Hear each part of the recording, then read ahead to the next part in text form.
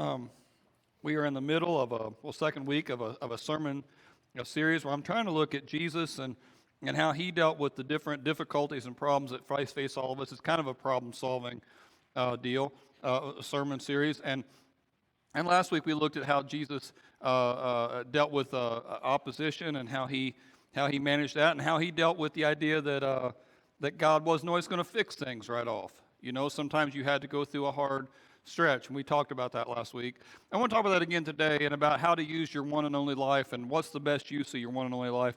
And that's something else that Jesus had to deal with. Certainly that Jesus is God, but while he was here, he's just one man in one place, confined by limits of space and time. And so I wanted to think about that today too. And if it's your first week, you're not behind. It's not really that way the way this sermon series is going to work. I'm hoping that all these things kind of stand on their own. The series is just kind of helped me to get through my focus. We're going to be in Matthew. I'm going to have it on the screen too. But if you want to read in Matthew, it's Matthew chapters, the last part of chapter 9 and then first part of chapter 10 there that we're going to be looking at. So if you want to look at that too, you can. But I'll have it on the screen here in a minute as well. Alfred Noble, you've heard of him because of the Nobel Peace Prize and the Nobel Prizes that they award every year in Norway there. But he, when he was 55 years old, he had already been very successful. He was a chemist and an engineer and an inventor, and they had made a lot of money selling weapons. Nobel had invented dynamite and had made a lot of money selling armaments. And his brother, when he was 55, his brother Ludwig died. But the local paper didn't know that got it confused, thought that was the Alfred had died. And so they put as a headline, "Merchant of Death is Dead." That was the headline. And then the first sentence of the article was, "The merchant of death who became rich by finding ways to kill people faster than anyone ever has himself died." And when Alfred Nobel read that, he was horrified that this is how people are going to remember me when I die. This is what people are going to think about my life. And so he devoted the rest of his life, the last 10 years of his life, to awarding and seeking out those people who were advancing causes of peace. And the Nobel Peace Prize is still something that's gone because of that gift that he made to it and because of the start that he gave to it. When he had a chance to think about how he would be remembered, he wanted to change the script. He couldn't take the idea of being remembered that way. And I think that's interesting. I think that's what an opportunity for someone to see, okay, well, here's the road I'm going on, to see it clearly like that and to be given a small chance to make some changes. I think that's a gift. And I wonder what my obituary would say. If we could look at the end of my life and think about what people would say about me when I'm gone, how they would remember me and how they would think of me, is it the things that I want? Because ultimately, at the end of your life, that's all that's really going to matter. How do people feel about me? You know, you may have a lot of achievements, but when you're on your hospital bed at the very end and the doctor has told you there's nothing else we can do, if you have all your plaques surrounding you, it's not going to make you feel better. If they could bring all your money out of the bank and just lay it around you in piles, that won't make you feel better. The only thing that's going to make you feel better in those moments is the people who you've invested in. You know, what are they going to say about you? What are they going to think about you? What you're hoping is that when you go, people around your casket are talking about the difference you made in their life. I remember one funeral where I had to do, and the kids, the adult kids of the guy who had died, they didn't know him at all. You know, what'd you think about your dad? What kind of guy was he? I don't know. I never knew him. You hope that when you get to the end of your life, that's not the story that you've told. You hope at the end of your life that that's not the legacy that you're living. Because at that moment, all that's going to matter is the relationships. And I think Jesus knew that. I think he knew that kind of intuitively. And so when it comes to that great problem that we have, that all of us have, how are we going to spend our life? Am I spending it the right way? I think Jesus was prepared with a great answer for that. Now, first of all, just again, to set kind of the framework, Rick Warren, I used this quote last week and talked about it. Rick Warren said that life is a series of problem-solving opportunities. And every opportunity gives you a chance to either defeat you or develop you, right? Everything that comes along is an opportunity to either grow or to shrink back. And even if you've made several bad decisions in a row, even if you've kind of dug a pretty good hole for yourself. Every new opportunity is a new chance to take a step in one direction or the other. And it's not hopeless as long as you're breathing. That was kind of the lesson of the Nobel, his story. As long as you're breathing, it's not over. And you can change the script. Now, the problems that we face, of course, we talked about this last week. Sometimes God will solve them for us. Some awful thing has happened, and we pray about it, and we get other people in the church to pray about it, and it's fixed. You know, the son comes home, or the business is saved, or the cancer is gone. And whenever that happens, that's awesome. But that's not how God works most of the time. We talked about that last week. Last week, John the Baptist had an issue because he's in jail. And he wonders if Jesus is going to fix things and when he's going to fix things. And God did not set John free right off. In the Old Testament, God told David that he was going to be his chosen guy, but David still had to face the giant. And he still had to stand out there all by himself. God didn't spare him from that. And even in Jesus' own life, you see many, many, many examples where God doesn't spare him the hard thing that's coming. He lets Jesus go through it. Even when he was born, the shepherds in the field see a vision of angels, and the wise men come and see a vision of stars. But Mary and Joseph don't see anything. All they see is a closed indoor. And they don't know where they're going to stay that night. And what are we going to do? And God lets them figure it out. And most of the time in your life, that's what God's going to do too. Even on this really important thing. How do I spend my one and only life? What should I invest myself in? Even on that, God's going to let you work on it and figure it out by yourself. So what I want to do today is talk about Jesus and how he approached that problem and what Jesus did to deal with it. So here we go. Chapter 9 of Matthew.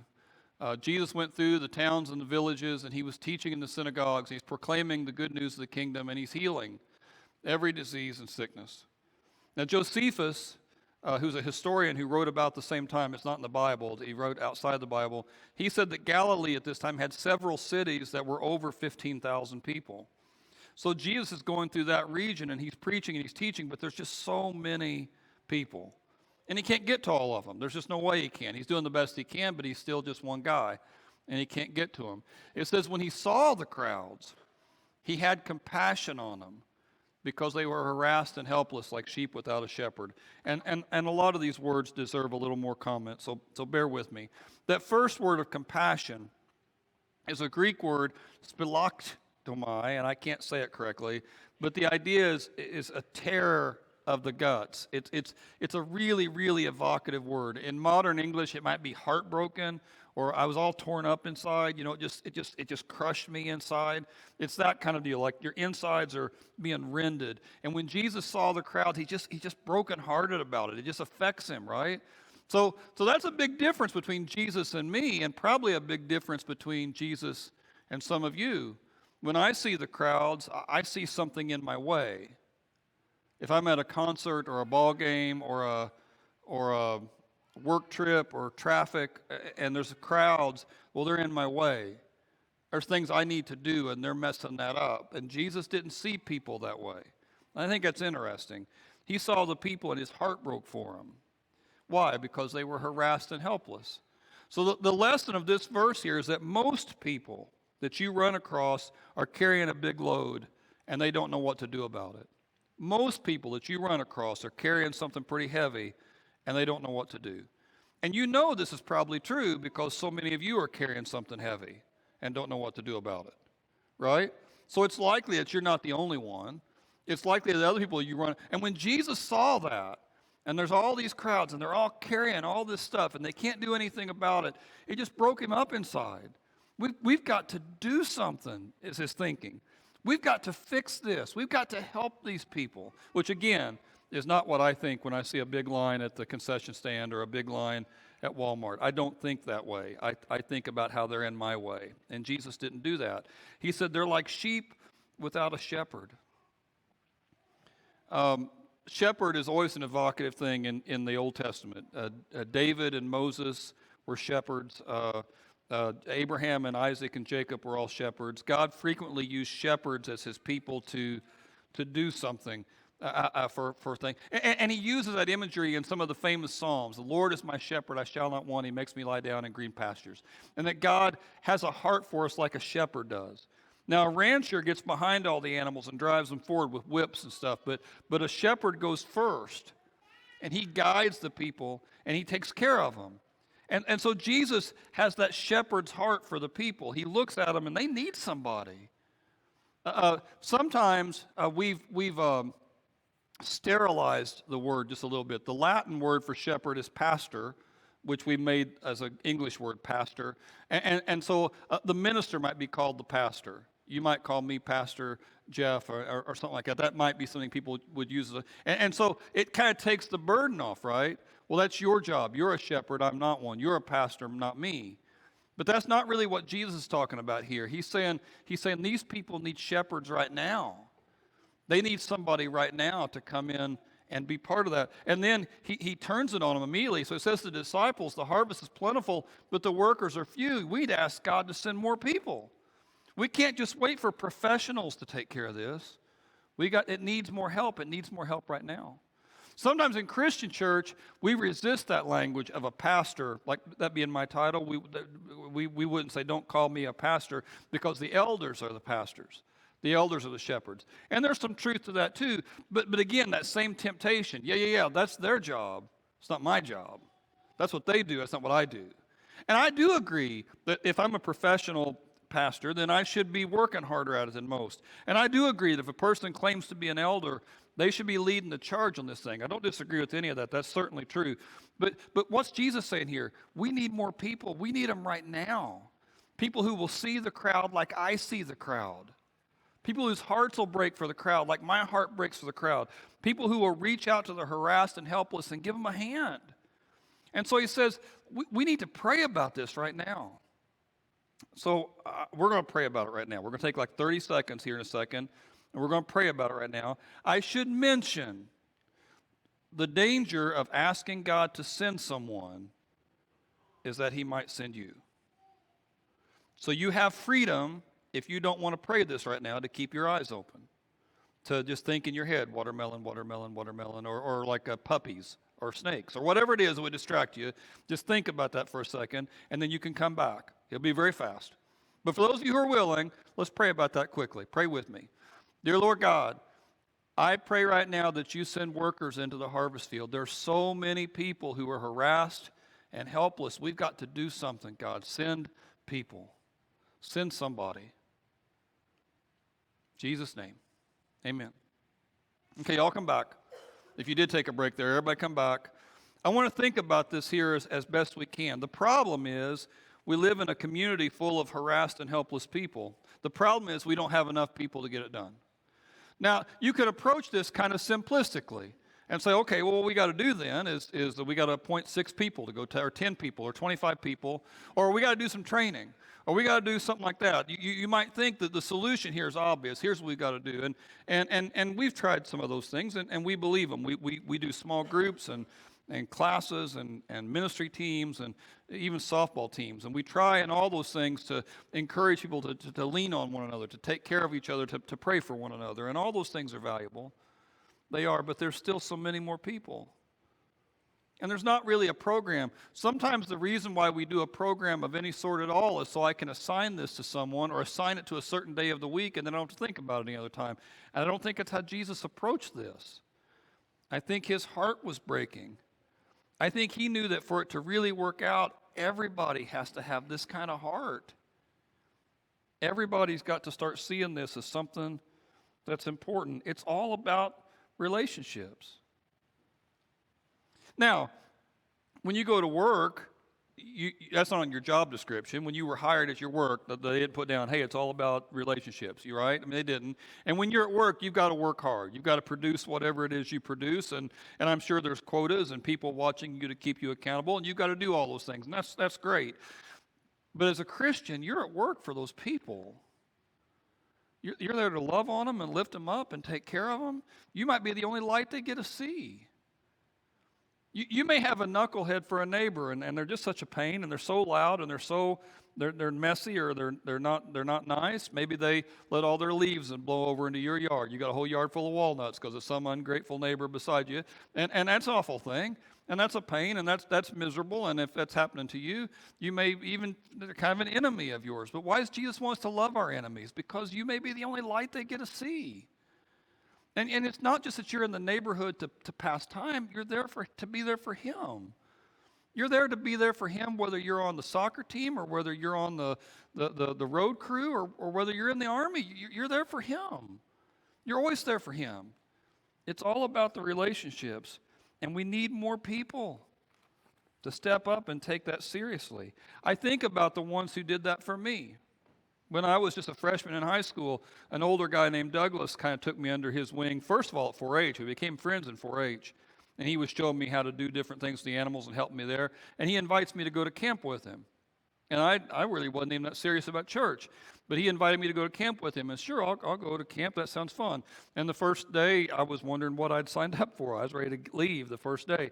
I was a little homesick and kind of got picked on by somebody. And what's going on? And I wanted to go home. But God worked on me that whole week. And by the end of the week, I wanted to be a Christian. What if Douglas hadn't done that for me? Well, I don't know what would have happened. I may have figured it out anyway, but I don't know. And then when I went to church, there was this older guy named Lee who took me under his wing, and he answered all my stupid questions, and I had so many questions. I'm such a smart mouth then, much more so than I am today, which may be a surprise to some that that's even possible. But I was, and he would listen to me, and he would hear what I had to say, and he would be so patient. And it was a busy guy. He had a lot to do, but he took time for me. I mean, when I went to camp, my first job, big job, was at work at that very church camp that I had become a Christian at. And Bruce took me to the side and said, I think you ought to think about ministry. I think you'd be good at it. And if he hadn't pushed me, I don't know what I would have done. Maybe I would have anyway. I don't know. And I can look at that over and over and over again in my life where people just came in and they took me under their wing at just the right time. And because of their input in my life, it made such a difference. A few weeks ago, Eric Easton, one of our elders, got up and talked about some of the real pillars of the church of 2 or 3 generations ago, and how when Eric was just a little boy, they invested in him. I mean, everybody's got stories like that, don't they? I mean, people who came along at just the right time, and if they hadn't been there, I don't know what would have happened to me. Well, they're gone now. So who's going to be the guy doing it now? Well, it's got to be us. We've got to be the one to step up and answer this call that Jesus had. It's got to be us that take advantage of the time. You only get one life. This is the best way to use it.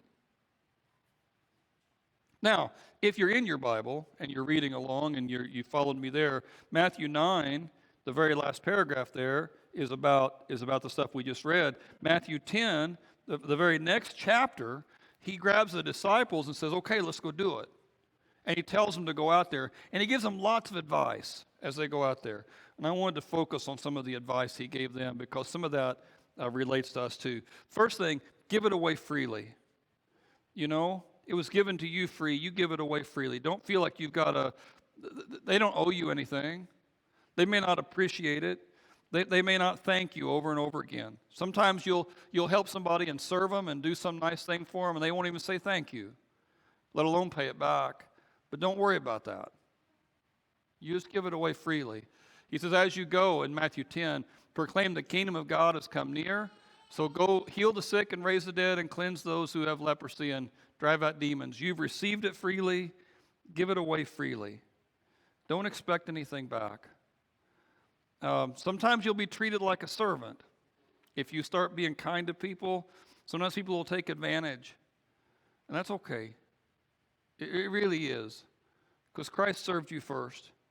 So don't let that rattle your cage when that happens. He says, listen to God's Spirit. If you make a decision to answer this call, that you're going to be one of the guys who go out and do it, well then, listen to God's Spirit. If I talk about doing this, the normal response I get from people is, I wouldn't know what to say. I wouldn't know what to say. I wouldn't know how to talk about it. I wouldn't have the right answers. I would just make it worse. Now, I talked about a few weeks ago that I'm kind of an introvert, and at parties, it's awful for me because at a party, I'm terrible at the small talk stuff. I'll meet somebody. I told you all this. I'll meet somebody. Hey, I'm Jeff. Hey, I'm Chuck. Okay, Chuck. And then I got nothing. I don't know what to say after that. And I just sit there and we stare at each other, and then that's the end of that. And my evangelism approach is very similar to that. Have you ever considered, Jesus or church? No? Okay. And then I don't always know what to say next, right? I don't always know what to do next. But Jesus says, don't worry about that. Just step out there. Now, what he's talking about here in this next verse, he says, when they arrest you. Now, of course, you're not getting arrested. I mean, no matter how bad it goes, you're probably not getting arrested. So when they arrest you, so even if it was worse, this would apply. How much more does it apply on these little things where it isn't even that? But when they arrest you, don't worry about what you're going to say or how to say it. At that time, you'll be given what to say. And it won't be you speaking, but the Spirit of your Father speaking through you. If I've ever made a difference to anybody in the words that I'm saying, it can only be because of God. Because, again, in my nature, I'm just terrible at this sort of thing. In my personality, it's very hard to want to jump out there and take a bold step. So he says, don't worry about it. Just take the step. You know, when you've asked God to send out workers and you feel like God is sending you, then just take the step. And if you fall on your face, that's okay. I mean, it happens. It's not fun, but it's not the worst thing in the world. The worst thing in the world is not to move when you're told to by God. The worst thing in the world is to waste your life. He goes on. He said, expect some challenges. Expect it to be difficult sometimes. Just because I'm sending you out doesn't mean, God says, that I'm going to make it easy. Here's the verse on that. He says, the student's not above a teacher, and the servant's not above the master. It's enough for the students to be like their teachers, or a servant to be like their master. And if the head of the house, and he's talking about himself here, he's talking about Jesus, he's the teacher, he was the one we're talking about. If the head of the house has been called Beelzebub, which is not nearly as big an insult today as it would have been then, but it's like you're the Lord of the Flies, literally, but you're a son of Satan. He says, they call me names. What do you think they're going to do to you? He says, and for you to think that somehow you should be above that when I've not been above that, well, that's crazy. Point being, again, going to that thing I told you a second ago, you say, well, if I tell you, like we're having a conversation, say Rick and I are having a conversation, Rick, I need you to go do it. And so we're having a conversation, go tell him. Rick says to me, I don't know what I would say. Go tell him anyway. So Rick goes out and tells me anyway, and it goes terribly. Then Rick comes back to me and says, hey, see, I told you. I'm just no good at this thing. Jesus says, that's not at all a sign that you're not good at it. They said, they made fun of me, Jesus said. I went out and brought up what I was going to do, and they had bad words to say to me. So don't think you're better than me. And no, none of you would say in your head even, I'm better than Jesus. But don't assume that, right? I mean, it's hard for everybody. It's hard because you're taking property of Satan away from him, and he's fighting you tooth and nail.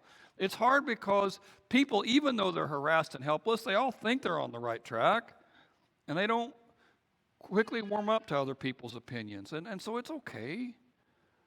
Don't be rattled by that. Last thing, just be bold. Just be bold. He says, don't be afraid of those who can kill your body but can't kill your soul. He says, rather, be afraid of the one who can destroy both soul and body in hell. He says, whoever acknowledges me before others, I'll acknowledge them before my Father in heaven. But whoever disowns me before others, I'm going to disown them before my Father in heaven. And you can read this a couple different ways, I suppose, but it seems to me that he's saying if you're not willing to be part of the solution on this thing, then you are part of the problem. He does seem like he's saying if you're not willing to take a step forward on this regard, then are you sure you're even a Christian? This is all part of this. This is all part of this together. We're all working for this thing together. There's so many people out there who are harassed and helpless. They don't know anything about why things are the way they are, and you do. And you could love on them, and you could help them. Now, if you're like me, you may not even notice people right now. You're just kind of rolling along, but they're there, and we're here for a reason. So let's do what we can to reach out. Somebody sent me a video on social media. It was a little clip. It's a cartoon clip. and it was a phone, and the phone has got little legs, and he's marching ahead, and Facebook and stuff is on pictures or scroll, maybe on Instagram, but social media stuff scrolling on the phone as the phone's going away. And there's a kid following it, right? Following the phone, and he's just completely transfixed by it, has the little squirrely eyes there. He's just completely roped in. And he trips, and when he trips, he hits his head there on the ground. He wakes up, and he can see the sun, and there's a swing and a tree and grass and stuff. And the phone's mad at him because he's not got the full attention. So the phone starts tossing likes at him. And then the kid's right back in there again. You know, the kid's completely focused on the phone. And again, trips. Now it's nighttime, and there's stars, and there's a city, and there's people around. And so the phone gets him on a game. Now you've got new levels and new arenas and new realms and new ranks, and so he's ranking up and he's leveling up and he's doing all the different things, and he's just wasting his life. That's the point of the video. It reminded me of a documentary we saw about Instagram and TikTok and all those things. Why isn't there more advertising on those things? Well, you're the commodity. You're the commodity in all that. You're the product. And they just want to keep your eyes on that screen as long as they can. If they keep your eyes on that screen, then they can do little things through it to sell to advertisers, do little things through it, but you're the product. It reminded me of Vegas. If you go to Vegas and you go to the casinos, one thing you'll notice is there's not a lot of natural light in the casinos, right? They don't want you to be aware that the sun is going through the sky. They don't want you to be aware when nighttime gets there. You won't find any clocks in the casino. There's no clocks. They want time to just kind of float by for you and you not be aware of how quickly it's passing. And it's the same principle. If they can just keep you there, right? Vegas principle, the casino principle, if they can just keep you there, they'll eventually get everything. I mean, the house may lose a hand or two. You may get lucky for a while. But if they can keep you there long enough, they'll get it all. That's the whole way it works. So they want you real foggy about your time. Same way that Facebook and TikTok want you real foggy about your time. They want time just to fly by and you not to notice. And I'm not suggesting that Instagram or casinos, either one, are satanic. I don't mean that. But as a strategy, there's a devilish component to all that. To get you to waste your life, to consume you by making you forget how fast things are flying by. Some people don't do that at all with those things. They do it with other things. They invested in career, and they just work so hard on their career to get so much more rank or money or whatever. And there's always another level out there, right? There's always another rank out there. And if I could just get to that ring, then that would finally be enough. But once you get to that ring, there's one further out. And they just spend their whole life building this thing. And there's nothing wrong with building stuff. There's not. But it's all about relationships. Some people can do it with an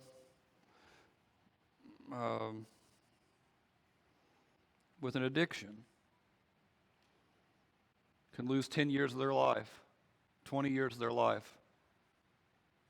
Just wasting time. It's just such an easy thing to do because all of us are harassed and helpless. All of us are carrying this big load.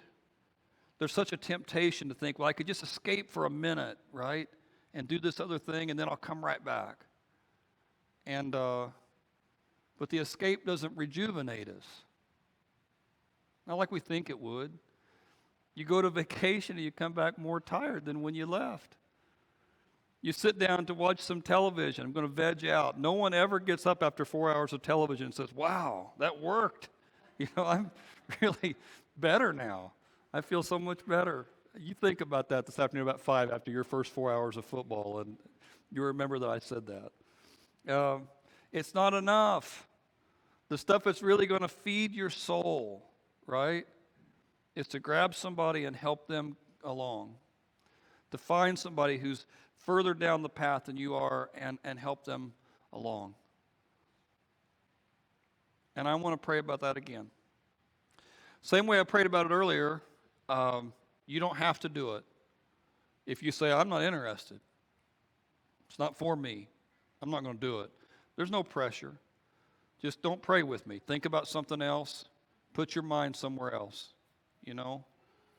But if you have the courage to pray it with me, then I want you to pray with me here. Pray with me here. Dear Lord God, we just pray right now that in our community of Bedford, there's so many people who are harassed and helpless, who are overloaded and need a hand.